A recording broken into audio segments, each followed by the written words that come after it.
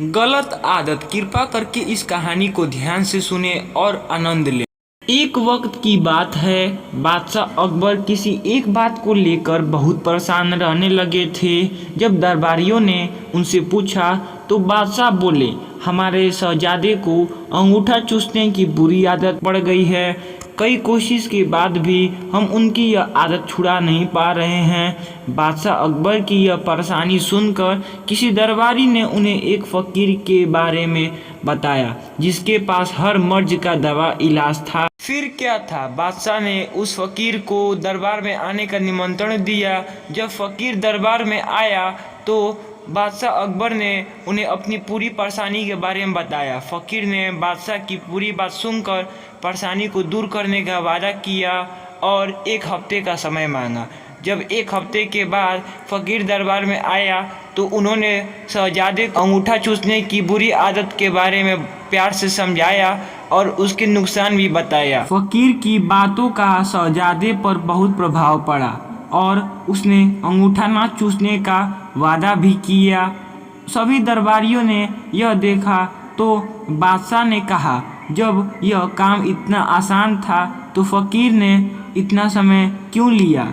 आखिर उसने क्यों दरबार का और अपना समय खराब किया?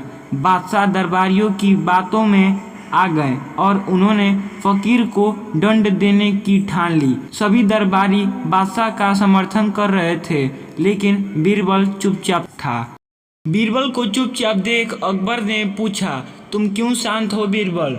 बीरबल ने कहा, जापना, गुस्ताखी माफ़ हो, लेकिन फ़कीर को सज़ा देने के स्थान पर हमें उन्हें सम्मानित करना चाहिए और हमें उनसे सीखना चाहिए। तब बादशाह ने गुस्से में कहा, तुम हमारे फैसले के खिलाफ जा रहे हो। आखिर तुमने ऐसा सोच भी कैसे लिया? जवाब दो।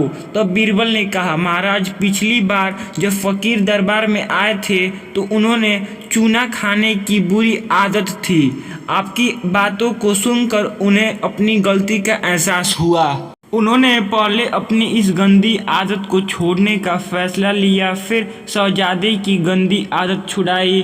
बीरबल की बात सुनकर दरबारियों और बादशाह अकबर को अपनी गलती का एहसास हुआ और सभी ने फ़कीर से क्षमा मांगकर उसे सम्मानित किया। कहानी से सीख, हमें दूसरों को सुधारने से पहले खुद सुधरना चाहिए, इसके बाद ही दूसरों को ज्ञान देना चाहिए। कहानी पसंद आए तो like and subscribe and share ज़रूर करें।